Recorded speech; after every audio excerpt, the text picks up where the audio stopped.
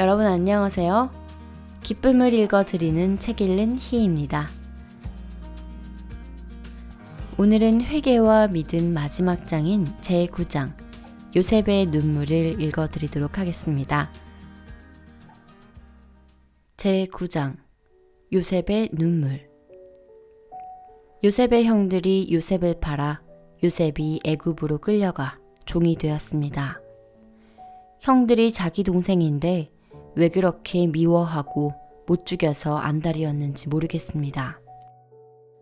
요셉이 팔려서 애굽으로 끌려가면서 끈으로 약대 뒤에 묶여 따라가는데 날씨는 덥고 목은 마르고 신발끈이 풀려도 어떻게 맬 수가 있습니까? 신발이 벗겨져 나가는 것을 겨우 잡아서 손에 들고 가는데 발이 부르트고 지치고 고통스러운 겁니다. 형님들, 왜 형님들은 나를 미워합니까? 왜 나를 파셨습니까? 요셉의 마음속에 형들을 향한 원망, 미움이 꽉꽉 찼습니다. 애굽에 와서 종살이를 하면서도 얼마나 고달팠겠습니까? 그래도 하나님의 은혜를 입어서 보디발의 집에서 인정을 받고 가정 총무가 되어 좀 살만했는데 어느 날부터 보디발의 아내가 유혹을 하는 겁니다. 그 유혹을 거절했더니 그 여자가 모함해서 다시 감옥에 가 옥살이를 했습니다. 형님들, 날 팔았지요. 살아만 있어 보십시오. 내가 언젠가는 복수하고 말 겁니다. 요셉의 마음속에 그런 마음들이 부글부글 끓어올랐습니다. 어느 날 요셉이 총리가 되었습니다. 총리가 된 후에도 형님들을 생각하면 분이 풀리지 않는 겁니다.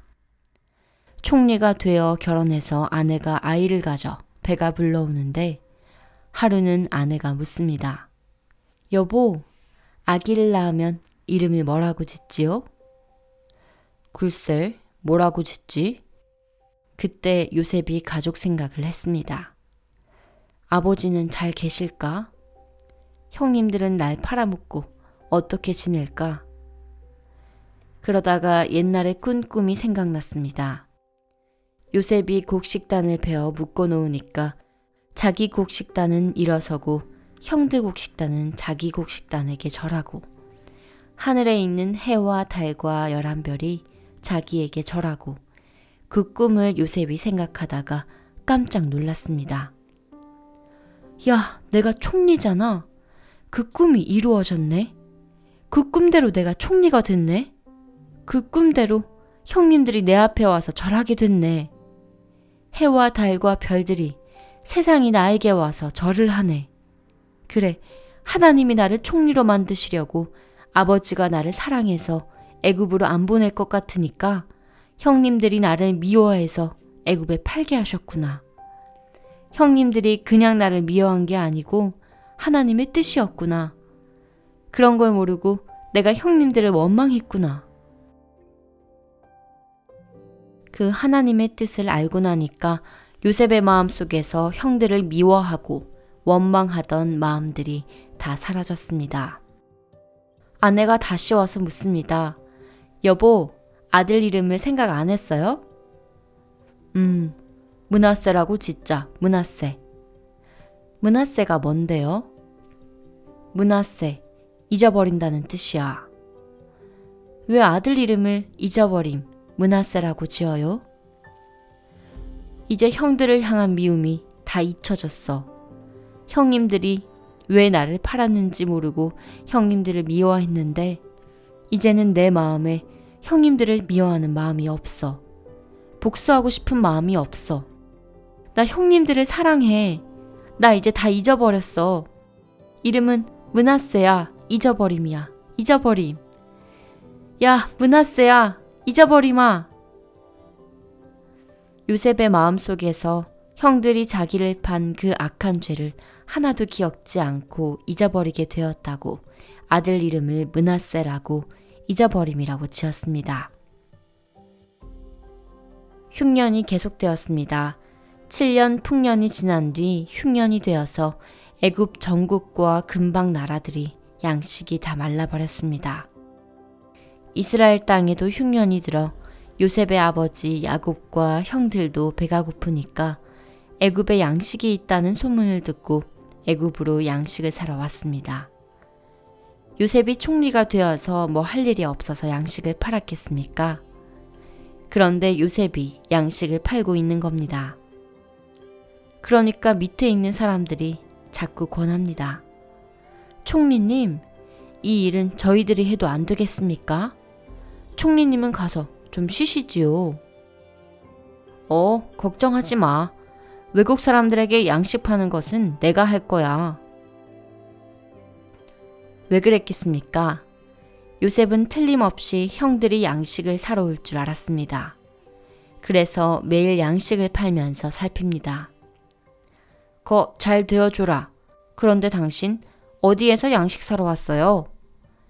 예, 가나안에서 왔습니다.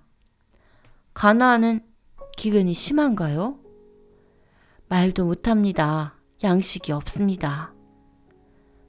그래요? 양식 많이 사가시오. 예. 사람들이 가나안에서 양식을 사러 온다는 겁니다. 그럼 형님들도 오겠구나.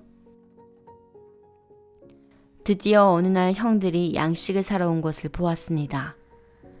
형님들이다. 형님들이 양식을 사러 오셨구나. 그런 이야기는 다 못하고 이런저런 우여곡절이 다 지나가고 요셉이 형들에게 자신을 밝혔습니다. 형님들, 내가 요셉입니다. 형님들이 애굽에 판 요셉입니다. 나를 보세요. 형들이 깜짝 놀라서 총리를 보니까 진짜 요셉인 겁니다. 총리님? 이제 우리는 죽었다. 우리가 요셉을 미워해서 죽이려고 했는데 우리가 그 요셉 앞에 서다니. 우리가 죽으면 아이들은 누가 양식을 갖다 먹이지? 그런데 요셉이 말했습니다. 당신들이 나를 애굽에 팔았으므로 근심하지 마소서. 한탄하지 마소서. 하나님이 생명을 구원하시려고 나를 당신들 앞서 보내셨나니 그런즉 나를 이곳에 보낸 자는 당신들이 아니요 하나님이십니다. 요셉이 그렇게 말하면 내가 어떻던지 간에 동생 그렇게 됐는가? 동생 마음에 진짜 우리를 미워하는 마음이 없단 말이지?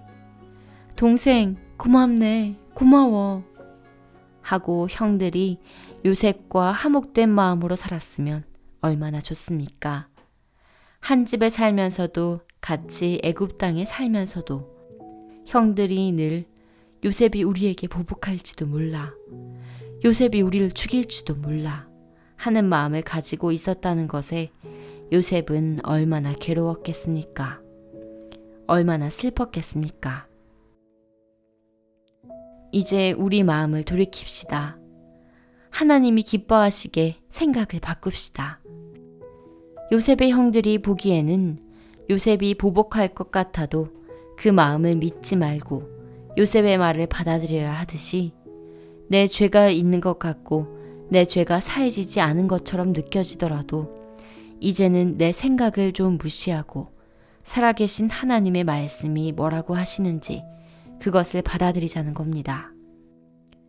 이제 우리는 내 생각으로 살지 말고 하나님의 마음으로, 하나님의 말씀으로 삽시다. 내가 아무리 죄가 있는 것 같아도 말씀에 없다면 없는 것입니다. 내가 아무리 악하다 해도 하나님이 내 악을 기억지 않는다고 하시면 기억지 않는 것입니다.